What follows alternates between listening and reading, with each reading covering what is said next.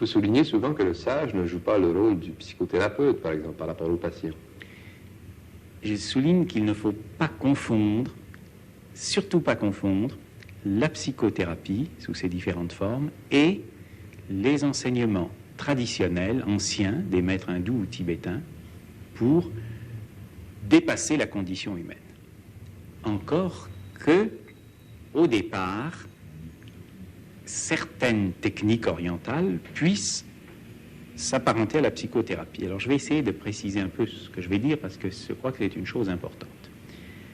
Les enseignements tels que le yoga, les disciplines suivies par certains ascètes, ce qui se passe entre un vrai maître et un vrai disciple, ne concernait pas la totalité des orientaux, pas plus que la vie monastique n'a concerné la totalité des chrétiens.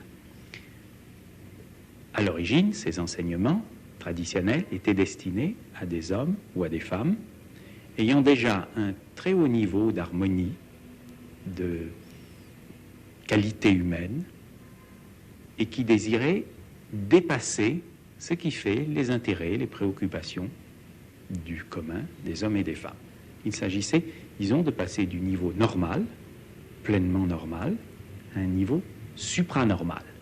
Or, dans les conditions désordonnées de notre civilisation actuelle et du monde moderne, où les anciennes structures qui permettaient un épanouissement, une harmonie, se désagrègent. Bien des prêtres, bien des psychologues pourraient le dire, il y a de plus en plus d'hommes et de femmes qui sont insatisfaits, qui sont un petit peu névrosés, qui ne sont pas en harmonie avec eux-mêmes, ni en harmonie avec ce monde dans lequel ils doivent vivre, et qui, sans que je ne mette rien de péjoratif dans ce terme, ne sont pas normaux, sont anormaux pour une raison ou pour une autre. Je ne veux pas dire qu'ils relèvent directement de la pathologie, mais je veux dire qu'il y a quelque chose, comme nous disons un peu vulgairement, qui ne tourne pas rond. Il y a donc une insatisfaction.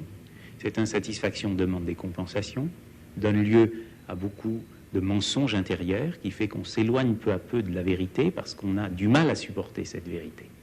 Et trop de ces hommes et de ces femmes insatisfaits, frustrés, complexés, comme on dit aujourd'hui, pensent qu'il y a dans cette sagesse de l'Orient sous ses différentes formes la solution à leurs problèmes.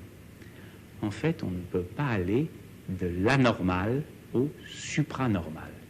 Il faut aller de l'anormal au normal, c'est-à-dire résoudre d'abord ces problèmes d'hommes, de femmes, et ensuite, si on est appelé à ce destin, si c'est vraiment une vocation, transcender, je dis bien, la condition humaine.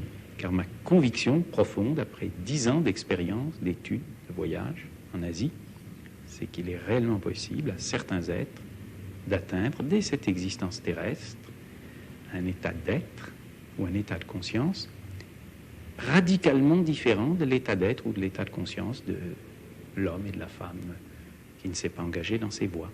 Écoutez,